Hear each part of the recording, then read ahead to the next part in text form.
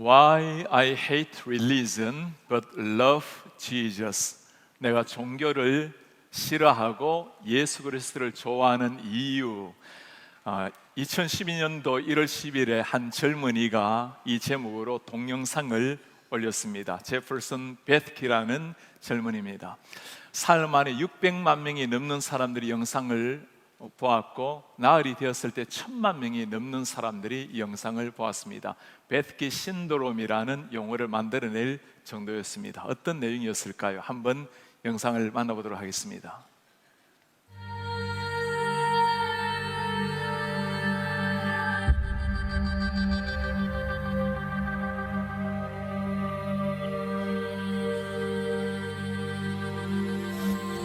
Now back to the point, one thing is vital to mention. How Jesus and religion are on opposite spectrums. See, one's the work of God, but one's a man-made invention. See, one is the cure, but the other's the infection. See, because religion says do, Jesus says done.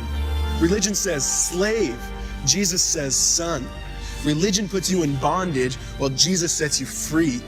Religion makes you blind, but Jesus makes you see. And that's why religion and Jesus are two different clans. Religion is man searching for God. Christianity is God searching for man. Which is why salvation is freely mine and forgiveness is my own. Not based on my merits, but Jesus' obedience alone. Because he took the crown of thorns and the blood dripped down his face. He took what we all deserved. I guess that's why you call it grace. And while being murdered, he yelled, "Father, forgive them. They know not what they do." Because when he was dangling on that cross, he was thinking of you. And he absorbed all your sin and he buried it in the tomb, which is why I'm kneeling at the cross saying, "Come on, there's room." So for religion, no, I hate it. In fact, I literally resent it. Because when Jesus said, "It is finished," I believe he meant it. 종교와 복음이 무엇인지에 대해서, 차이에 대해서 참 신랄하게 설명하는 말입니다. 종교적인 삶이 아니라 예수 그리스도를 따르는 삶이 무엇인지를 아주 신랄하게 보여주는 말씀이죠. 몇 가지 기억할 만한 단어가 있습니다. 종교는 우리에게 do it, 무엇을 하라고 말하지만 예수께서는 이미 it is done, 끝이 난 것이라고 이루었다고 말씀한다. 종교는 우리가 man searching for God, 사람이 하나님을 찾아가는 것이 종교라면 Christianity, 기독교라는 것은 God searching for man, 하나님께서 인간을 찾아오신 게 기독교의 복음이라고 말씀합니다. 종교는 사람을 눈멀게 한다면 기독교 진리는 눈을 뜨게 한다. 안타까운 것은 오늘날 교회 안에서도 이런 종교적인 모습이 너무나 많이 있다는 겁니다. 교회 안에서도 여전히 존재하는 종교적인 모습. 종교라는 것이 복음과 전혀 관계가 없는 것은 아니죠. 때로는 주를 위해서 열심을 내기도 하고, 때로는 직분을 받기도 하고, 때로는 교회 안에서 인정과 존경을 받는 경우도 있습니다. 그러나 하나님께서 바라보실 때는 근본적으로 종교를 따라가는 사람과 예수를 따라가는 사람은 다르게 나타납니다. 오늘 본문에 보면 종교를 따라가는 사람들의 몇 가지 특징이 나옵니다. 첫 번째는 종교인은 자신의 잣대를 가지고 남들을 판단을 합니다. 끊임없이 자기 자신의 생각, 자신의 사고, 자신의 생활 양식으로, 자신의 신앙 철학으로 남들을 판단하는 사람. 두 번째는 종교는 하나님의 인자하심, 은혜를 멸시하는 사람입니다. 바울은 오늘 이 말씀에서 이 종교를 따라가는 사람을 질타를 하고 있습니다. 오늘 이 말씀을 들으면서 우리 자신의 모습을 참 잘 발견했으면 좋겠어요. 이 말씀이 예수님을 믿지 않는 저 세상을 향해서 주는 말씀이 아니라 로마 교회 교인들에게 쓴 편지글입니다. 하나님의 말씀을 나름대로 믿는다고 하는 사람들에게 자칫 잘못하면 종교적으로 빠질 수 있는 우리를 향해서도 드리는 경고라고 말할 수 있습니다. 종교적으로 살아가는 사람들의 첫 번째 특징입니다. 종교인은 남을 판단하고 신앙인은 자신을 돌아보게 됩니다. 바울은 1장 마지막 절에서 참 신랄하게 하나님의 진노를 쏟아놓는 걸 기억을 합니까? 이 모든 사람들, 모든 죄인들은 하나님의 사형에 해당되는 자라고, 그리고 난 다음 2장 오늘 말씀이 시작이 됩니다. 그러므로라고 시작이 돼요. 모든 사람이 다 범죄하였기에 하나님 앞에 심판의 사형에 처해지리라. 그러므로 우리는 여기 그러므로 단 앞에 어떻게 반응을 해야 될까요? 주님, 제가 바로 그 중에 한 사람입니다. 저를 긍휼히 여겨 주십시오. 주님, 제가 주님 앞에 범죄해서 사형에 처할 사람입니다. 저를 불쌍히만 여겨 달라고. 그러므로 주님, 제가 주님이 필요합니다. 이렇게 무릎을 꿇어야 되는데 이 그러므로 다음에 이상하게 반응하는 사람이 있어요. 바울이 저 사람들은 사형에 처해야 되리라 하고 소리칠 때 바울 선생 그 말이 맞다고, 저 율법을 모르는 사람들, 저 이방인들, 저 죄인들 당장에 사형에 처해야 된다고 맞장구를 치는 사람들이 있었어요. 오늘 이 말씀은 그 맞장구를 치는 사람들에게 던지는 하나님의 말씀입니다. 그러므로 남을 판단하는 사람아, 누구를 막론하고 예외가 없다는 겁니다. 네가 핑계하지 못할 것은 남을 판단하는 내가 같은 일을 행함이라. 남을 판단하는 너도 똑같은 사람이라. 팔짱을 끼고 차가운 눈빛으로 남을 판단하는 사람들, 자신들은 절대 그렇지 아니하다고 선을 꺾고 있는 사람들에게 오늘 하나님이 하시는 말씀이에요. 너 남을 판단하는 사람아, 너도 똑같은 죄인이라는 말입니다.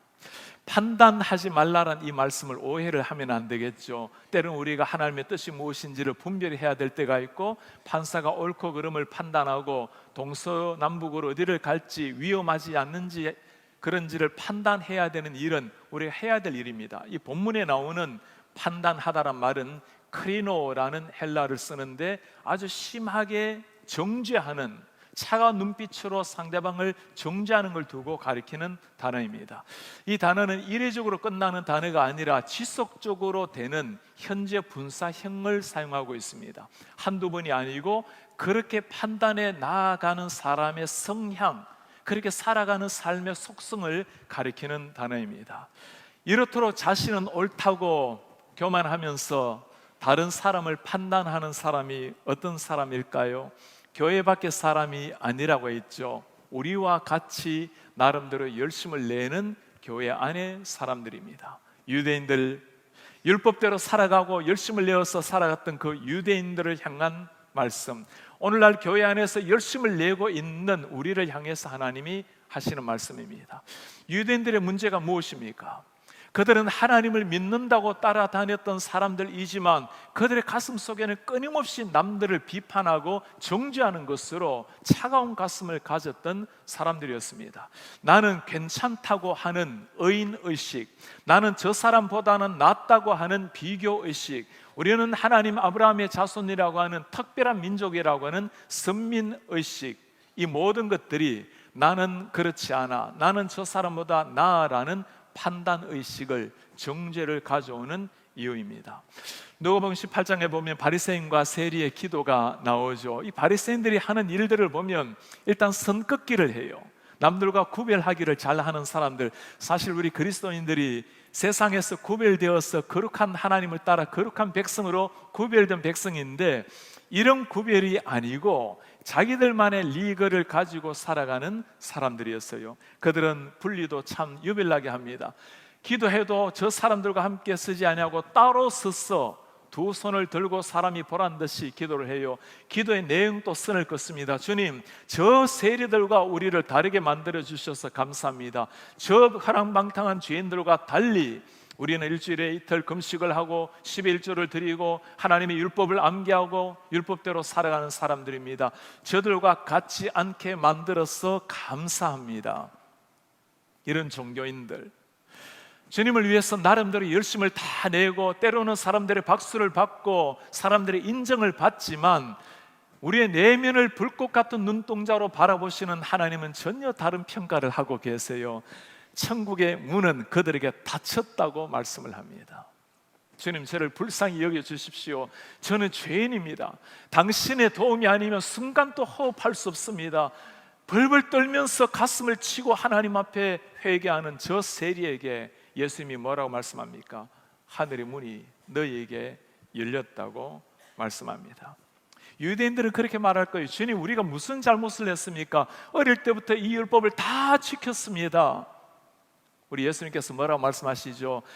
네 눈에 음욕을 품는 것만으로도 간음한 자요, 형제를 보고 싫어하고 형제를 보고 미워하는 것도 살인한 자라. 우리 예수님의 말씀을 잘 들어보시기 바랍니다. 죄를 짓고 안 짓고가 중요한 것이 아니라는 거죠. 모두가 죄인이라는 겁니다. 뭐가 중요한 거죠? 내가 죄인이라는 것을 정말 알고 하나님 앞에 무릎을 꿇는가, 아니면 전혀 죄인이라는 걸 인식하지 못한 채 나는 그래도 괜찮노라고, 이 정도면 괜찮다고 그 교만한 목을 들고 살아가는가, 그것의 차이일 뿐이라는 겁니다. 죄인임을 깨달은 자에게는 천국의 문이 열렸지만 교만하게 살아가는 자들에게, 의인의식으로 살아가는 자들에게는 천국의 문이 닫혔습니다. 예수님께서 왜 이렇게까지 책망을 하고 있을까요? 오늘 바울의 이 말씀은 읽기에도 참 부담이 되는 말씀입니다. 설교하는 목사에게는 또 얼마나 부담이 되겠어요. 왜 이렇게까지 아주 강하게 이렇게 이야기를 하고 있을까요? 판단한다라는 것, 이게 무슨 의미일까요? 내 자신은 의롭다고, 나는 괜찮다고, 아니 나도 죄인이지만 나는 판단함으로 말미암아 살짝 자기 자신을 감추는 사람들, 자기 의로움에 가득 차 있는 사람입니다. 판단한다라는 것은 주인 문제예요. 내가 판단한다라는 것은 내가 판단할 만한 주인, 내 자격이 있다라는 겁니다. 여러분 기억을 하시기 바랍니다. 판단하는 것은 우리 피조물 인간이 할 수 있는 것이 아닌 거예요. 판단하는 일은 오직 하나님만이 하실 일입니다. 우리 예수님께서 뭐라고 말씀하십니까? 마태복음 7장 1, 2절에 말씀을 하십니다. 비판을 받지 아니하려거든 비판하지 마라. 너희가 비판하는 그 비판으로 너희가 비판을 받고, 너희가 헤아리는 그 헤아림으로 너희도 헤아림을 받을 것이라. 비판을 하지 마라. 왜 그렇습니까? 셰이프는 이 모습을 가지고 우리에게는 보이지 않는 녹음기가 장착되어 있다고 설명을 합니다. 이전에는 녹음기였겠지만 지금은 보이지 않는 감시 카메라라고, 영상이라고 말할 수 있겠죠. 이것이 내 인생의 모든 것을, 내 비판하는 것, 정죄하는 모든 것을 다 담고 있다는 거예요. 심판대 앞에 서게 될 때 오늘 이 말씀, 네가 정죄한 그것 가지고 너를 정죄하리라. 네가 비판한 그것 가지고 네 말, 네 행동, 네 판단 가지고 너도 심판의 날에 정죄를 받으리라. 너무나 무섭고 끔찍한 말씀 아닙니까? 왜 이렇게까지 말씀을 하고 있을까요? 우리가 그런 존재가 되기가 너무나 쉽다는 겁니다. 우리가라는 게 누구죠? 그냥 교회를 다니면서 교회를 빠지고 제대로 살지 못하는 사람들, 아 주님 늘 이러면 안 되는데요, 그런 사람 아니에요. 교회 열심히 다니고 잘 다니고 직분을 받고 나름대로 의롭게 살아가는 사람, 그들에게 하는 말씀입니다. 어떻게 하면 이 무서운 심판의 대상인 정죄하는 것, 판단에서 벗어날 수가 있을까요? 두 가지 생각하시면 됩니다. 내가 누구인지를 생각해 보세요. 하나님이 누구신지를 생각해 보세요. 우리는 심판받아 마땅할 죄인, 사형에 처해야 될 죄인이었습니다. 그게 느껴지지 않고 인정이 되지 않는다면 우리는 주님, 내 영을 열어서, 눈을 열어서 주님을 보게 해달라고 기도를 해야 됩니다. 이런 나를 사랑하신 그분이 어떤 분이시죠? 사형에 처할 나를 위해서 예수님이 대신 죽어 주신 겁니다. 판단받을 나를 대신해서 주님이 판단을 받고 죽으신 거예요. 그 피값으로 살고 있는 나라면 우리는 판단하시는 사람이 아니라 사랑할 수밖에 없는 사람입니다. 예수님께서도 이렇게 말씀을 하시는데, 바울도 이렇게 말씀하고 있는데, 이제부터는 판단을 말아야 되겠노라고. 이것이 결단한다고 하루아침에 이루어지는 일이 아니죠. 판단이라는 것은 단순하게 나오는 열매 하나가 아니라 그 삶의 습성, 삶의 체계예요. 뿌리의 문제라는 겁니다. 내 뿌리가 썩어 있다면 썩은 뿌리에서 썩은 열매가 나올 수밖에 없다는 거예요. 여러분, 뭘 고쳐야 됩니까? 마음을 고쳐야 돼요. 습관을 고치는 것이 아니라 말 한마디 조심하는 게 아니고 내 심령 깊숙하게 내 뿌리 속에 무엇이 있는지를 들여다보셔야 됩니다. 주님, 내 뿌리가 썩어 있다면 아무리 열심을 낸다 하더라도 그것 가지고 올바른 열매가 나올 수가 없는 거예요. 주님께서 서울로 가라고 말씀하셨으면 늦게 가도 좀 천천히 가도 서울 가는 기차를 타셔야 돼요.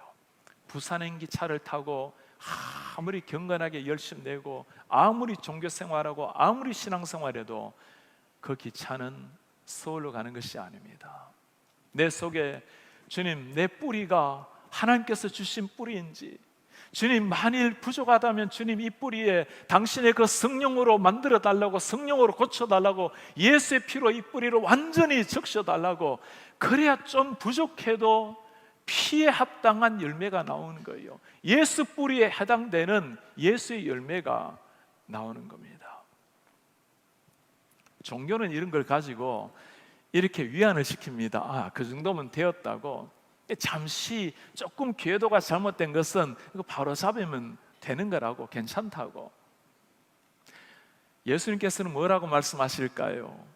이렇게 살아가고 있는 자들을 향해서 주님의 혹독한 한마디 기억하십니까? 이 회칠한 무덤아, 이 회칠한 무덤아, 겉은 멀쩡하게 살아가고 있어요. 신앙생활하고 종교생활하고 교회생활하고 문제없이 보입니다. 그러나 속은 썩었어, 내 영은 썩었어, 뿌리는 썩었어.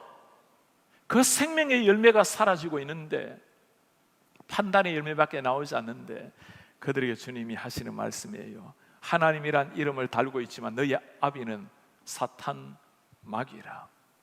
이게 어느 정도 수정해서 될 수 있는 게 아니라는 거죠. 이 말씀이 교회 밖에 있는 사람이 아니라는 것을 기억하시기 바랍니다. 목회자들을 대상으로 세미나를 인도하다 보면 가끔 이런 질문이 나오곤 합니다. 목사님이 잘못할 때, 장로님들이 영 잘못할 때 우리가 어떻게 해야 됩니까? 그 질문의 내용을 왜 모르겠어요. 이 시대에 저 같은 목사가 잘못해서 참 교회에 누를 끼치고 또 세상적으로 얼마나 비난의 대상이 되는 일이 얼마나 많겠습니까? 그 참 부끄러운 일입니다. 그럴 때 그냥 무조건 그를 위해서 기도하라고, 다 부족하다고 그렇게 하지 않습니다. 저희 대답은 늘 똑같습니다. 그 목사님과 그 장로님 직분자분이 목사님의 어머니 아버지라고 생각해 보십시오. 어머니 아버지 잘못하는 거 눈 감습니까? 눈 감으라는 게 능사가 아니죠. 어머니 아버지가 잘못하는 게 있다면 잘못은 하는 걸 그대로 보셔야 되겠죠. 그 다음이 중요한 겁니다. 어머니라면 어떻게 하시겠습니까? 비난하고 정죄하고 비판하고 다니면서 광고하고 그런 자식은 계시지 않겠죠. 그런 아들을 둔 아버지라면 내 아들 이러노라고 비난하고 비판하고 광고하고 다니고 당을 지어서 험담하고 그렇게 하지는 않겠죠. 어머니 아버지를 사랑하는 마음으로 해결하시면 됩니다.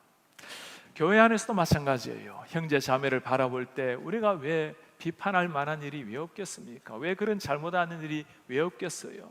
우리의 시작은 우리가 누구인가에 있는 겁니다. 우리는 one body of Christ입니다. 그리스도 안에서 한 지체가 된 형제 자매예요. 저 사람이 아니라는 거예요.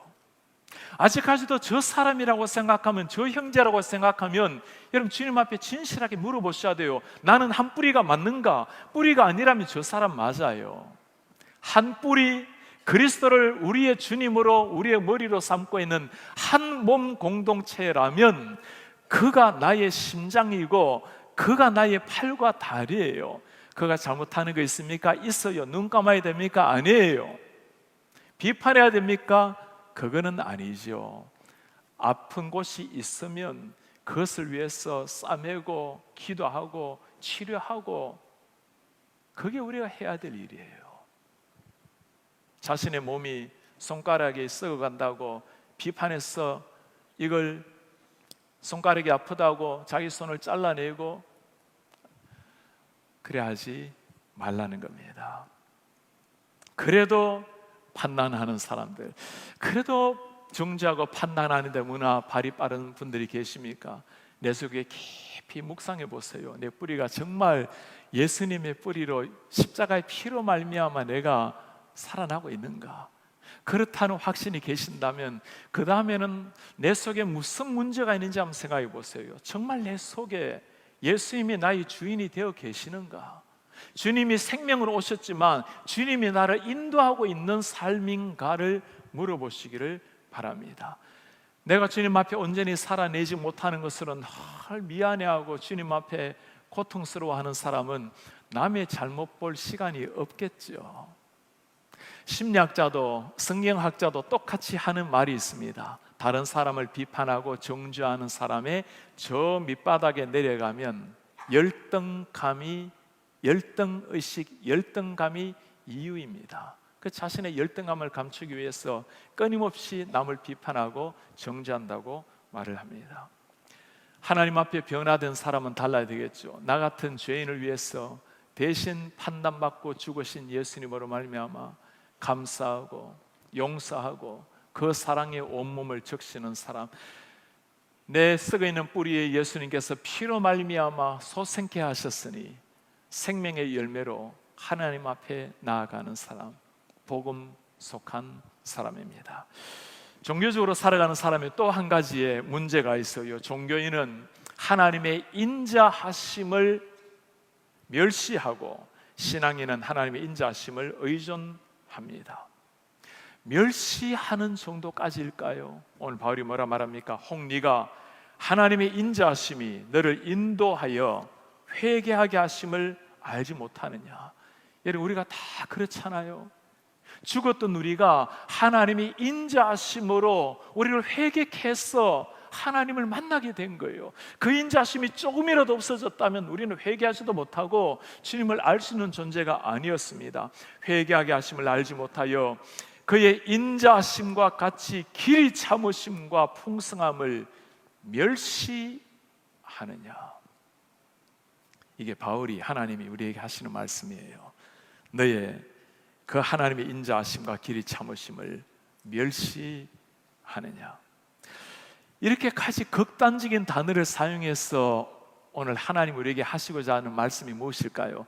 그냥 해서는 잘 듣지 못한다는 거예요. 신앙생활 열심히 할수록, 오랫동안 교회를 오랫동안 다닐수록 하나님이 아무리 말씀을 해도 이게 심장을 뚫고 들려오지 않는다는 거예요. 잠시 잠깐 은혜를 받고 사라질 뿐이지 내 근본 뿌리를 들여다보면서 내 근본 속성을 들여다보는 것을 너무 하지 않는다는 거예요. 그 사람들에게 하는 말이 뭡니까? 한때 은혜를 받고 회개해서 주님을 믿고 구원을 받아 오늘까지 왔지만 이 하나님의 은혜, 하나님의 인자심, 길이 참으심을 회개하지 아니할 때는 멸시하는 자라고 그렇게 말씀을 하고 있어요.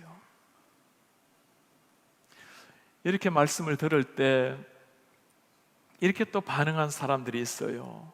우리는 그런대로 나름대로 살아가고 있는데요, 우리 주님의 눈에 아무도 의인한 사람 없고 모두가 죄로 말미암아 사형에 처해졌다라는 우리 자신을 다시금 돌아봐야 됩니다. 이런 사람들에게는 또 하나의 특징이 있어요. 혼자서 그래 다니는 것이 아니라 당을 지어요. 그 사람들 유유상종이라는 말이 있죠. 그런 사람들이 끼리끼리 또 모여요. 이게 2000년 전 이야기뿐만이 아니죠. 오늘 이 시대도 똑같이 주님이 하시는 말씀입니다. 8절에 말합니다. 오직 당을 지어 진리를 따르지 아니하고 불의를 따르는 자. 진리를 따르지 아니하고 당을 지어 불의를 행하는 자. 베스케가 이런 종교인들을 보고 전염병과 같다고 말씀을 해요. 바울이 이 편지를 쓰면서 바울의 마음이 어땠을까요? 정말 이렇게까지 심한 말을 쓰고 있는 바울의 마음이 어떨까요? 여러분들이 정말 하나님을 바르게 아는 사람이라면, 정말 예수가 저렇게 붉은 피를 쏟고 죽었는데 그 예수의 피를 정말 아는 사람이라면 부디 그렇게 정죄하고 판단하고 당을 지어서 수근수근거리고 그렇게 살지 말라는 거예요. 그런 사람들을 향해서 기다리는 것이 뭐라 말합니까? 5절에 다만 내 고집과 회개하지 아니하는 마음을 따라서 진노의 날, 하나님의 의로우신 심판이 나타나는 그 날에 임할 진노를 너에게 쌓는도다. 이 무슨 말씀을 여러분 그냥 지나치시면 안 되는 거예요. 저 예수 모르는 밖에 있는 사람들이 아니에요. 우리를 향해서 하시는, 로마 교회를 향해서 던지는 하나님의 말씀입니다. 이 사람들의 특징이 보입니까? 고집과 회개하지 않음. 여러분, 고집이란 말 들으니까 무슨 단어가 기억납니까? 하나님께서 주신 최고의 형벌이 뭐라고 했죠? 심판이 뭐라고 했죠? 자기 마음대로 하도록 내어버려 두사였어요. 자기 고집대로 하도록 내어버려 두는 것. 회개하면 돌이킬 기회가 있지만 회개하지 못하도록 만들어 버리는 것. 하나님의 진노의 날에 심판 진노를 쌓는다고 말씀을 했습니다. 여러분 한번 물어보세요. 우리는 다 그렇게 고백하잖아요. 우리 속에 예수님이 오셨고 이제는 주님이 주인이고 내가 십자가를 지고 주님을 따라가고 그렇게 살아가는데도 고집이 있는 분이 계십니까? 한두 번 고집 정도 그 말하는 게 아니죠. 삶 자체의 패턴이 그쪽으로 흘러가 있는 분이 계세요. 이런 고집이 있는 분이 계십니까? 고집의 문제가 뭐죠? 내가 주인이라는 거예요. 내 생각대로 하겠다는 겁니다. 회개하지 않은 것과 똑같은 거죠. 내가 내 삶을 사는데 왜 그러냐고 터치를 하지 말라고. 이 사람들 향해서 하나님이 하시는 말씀이 뭡니까? 하나님의 이름은 부르고 있지만 하나님의 인자하심을 망각하고 회개 없이 살아가는 자들아, 하나님의 길이 풍성하신 참으심을 멸시하는 자라. 이런 사람들이 걸어가는 게 종교인의 삶이라는 겁니다. 이것의 유일한 해결책이 뭘까요? 뿌리를 바꾸는 거예요. 뿌리가 점점 썩어 들어간다면 예수님의 피로 다시금 뿌리를 솟게 만들어내는 겁니다. 열매 아무리 만들려고 해도 사과나무 뿌리에 사과가 나오지 사과나무 뿌리에 복숭아 나무에 사과가 나올 수는 없는 겁니다. 끊임없이 주님, 내 속에 있는 분이 주님이 맞습니까? 내 뿌리가 주의 피로 말미암아 계속 적셔지고 있습니까? 주님의 생명의 영양분을 공급을 받아야 주님이 원하시는 열매를 만들어 내는 겁니다. 신앙인이라는 것은 아무리 자격이 없다 해도 이 하나님의 은혜를 받은 사람, 그 인자심으로 부족하지만 주님 앞에 감사하며 살아가는 사람들입니다. 4년 전에 우리 교회 영어권에 참 귀한 형제가 등록을 했어요. 페루에서 유학 온 형제입니다. 이 젊은 날 허랑방탕하게 살다가 진실하게 예수님을 만났어요. 그리고는 대학 다니면서 일하다가 태국에서 온 참 신앙 좋은 자매를 만났습니다. 우리 투이 예배를 하면서 늘 아침 일찍 나와서 그 많은 자리를 세팅을 해요. 이제 25살 된 젊은입니다. 아이를 낳았어요. 이제 4개월 된 아이입니다. 그 귀한 딸이 희귀한 암병을 얻게 되었어요. 병원에서도 어떻게 할 수가 없답니다. 그 조그만한 아이를 가지고 항암 치료를 시작을 하는데 어떻게 그걸 견뎌내겠어요? 금요일 날 전화를 하는데 그 형제가 그렇게 말을 해요. 목사님, 하나님께서는 다 뜻이 있으셔서 하나님께서 허락하셔서 하신 일일 겁니다. 우리는 하나님 은혜를 여전히 믿고 찬송하며 기도합니다. 어제는 아내가 신방을 다녀왔습니다. 중환자실에 있는 그 아이를 보니까 그 이제 4살 된 아이를 보고 그 25살 된 젊은 부부를 보니 뭘로 위로를 하겠어요? 남편이 하는 말이었어요. 하나님을 전적으로 믿고 의지합니다.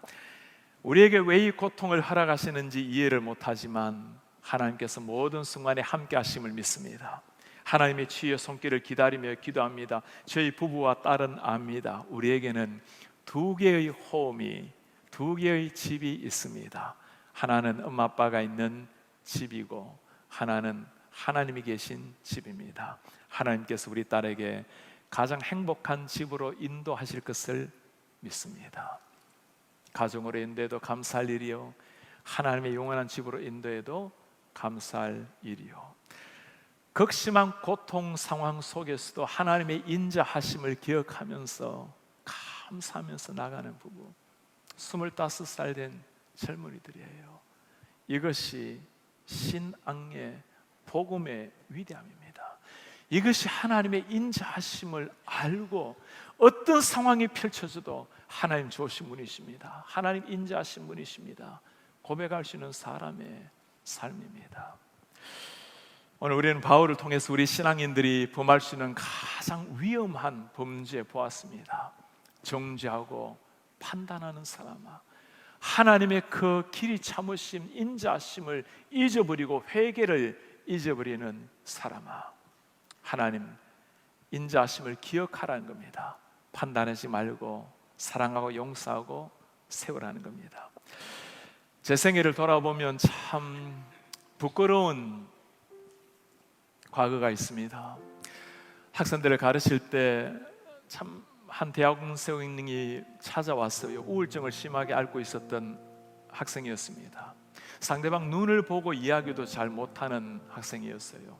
교회에서는 전도사로 섬기는데 몇 달 가지 못하면 또 쫓겨나기도 하고 사람들이 부담스러워하니까 또 옮기기도 하고, 찾아와서 대화를 나누는데 이게 다 세상 원망하고 남 탓만 하고 대화를 해도 발전이 일어나지를 않아요. 몇 달이 지났어요. 그러고 나니 제가 좀 부담스럽기 시작을 한 겁니다.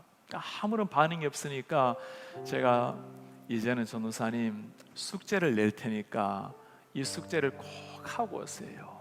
다음에 보니까 숙제를 안 하고 왔어요. 참 목사가 부끄럽게도 이 짜증이 나기 시작했어요. 그러니 제가 아주 강하게 이야기를 했습니다. 전도사님, 다음에 제가 부탁하는 이 숙제를 하고 오시고 아니면 오지 마세요. 그게 마지막 만남이었습니다. 대학원 1학년생이었는데 2학년 마치고 3학년 마칠도록 한 번도 그 형제를 보지를 못했어요. 시간이 지나고 제가 이게 얼마나 제 마음속에 아픔으로 남아있고, 제가 왜 좀 더 참고 좀 판단하지 않고 좀 더 참으면서 세우셔야 되는데, 하나님께서 그 형제를 그렇게 귀하게 여기시고 목사를 만들려고 이렇게 학교를 보내셨는데 내가 왜 이렇게 사랑이 없는가, 너무너무 자책하면서 그렇게 많은 시간을 보냈습니다. 몇 년 세월이 흘렀어요. 강원도 한 깊은 산골에서 주일학교, 그 연합 주일학교 선생님들 수련을 한다고 말씀을 좀 전해달래요. 아주 그 강원도 산골에 들어갔습니다. 많은 교회들이 모였는데 그 목사님이 이제 목사가 되어서 나타난 거예요. 제가 너무너무 미안하고 너무너무 반가워서 어쩔 줄은 몰랐는데 이 친구가 종이를 한 장 꺼내었어요. A4 용지를 꺼내고 와서, 교수님, 제가 설교할 때마다 이걸 읽고 올라갑니다 해요. 제가 보았더니 설교를 하고 난 다음에 제가 점수를 매기고 평가를 해서 돌려줍니다. 점수를 보니까 과히 좋은 점수는 아니에요. 그래서 평가를, 그 평가였어요. 전도사님 신실한 마음 가진 설교자입니다. 하나님 그 순수한 마음 사용해서 귀한 역사 이룰 겁니다. 예수님 함께 계십니다. 담대하게 강단에 서십시오. 그 형제인들 자신의 부족함을 왜 모르겠습니까? 사람 눈도 제대로 쳐다보지 못하고 내가 목사가 될 수 있을까 고민했던 형제 아니겠어요? 한 사람을 세우는 것은 좋은 점수가 아니었습니다. 그를 비판하고 정죄하고 다그치는 것이 아니었습니다. 날카로운 지적도 아니었어요. 그냥 따스하게 품고 이해하고 배려하고 따스하게 한마디 한 말 하나, 그 말 한마디가 사람을 살리고 세우는 겁니다. 우리가 그냥 이렇게 하는 게 아니죠. 우리 예수님 어떤 분이십니까? 판단받아 죽어야 했을 우리를 대신해서 주님이 대신 판단을 받으셨습니다. 우리가 할 수 있는 일은 사랑하고 용서하고 품는 것밖에 없습니다. 그것이 복음을 살아가는 사람의 모습입니다. 그렇게 살아가야 내 영혼도 기쁨으로 비상하고, 그렇게 복음으로 살아낼 때 그 사람도 그리스도 안에서 세움을 입게 되는 겁니다. 사람을 세우는 하나님의 사람, 진리의 복음 예수의 사랑으로 사람을 살리고 세워내는 하나님 사람들 되시기를 주의 이름으로 축복합니다.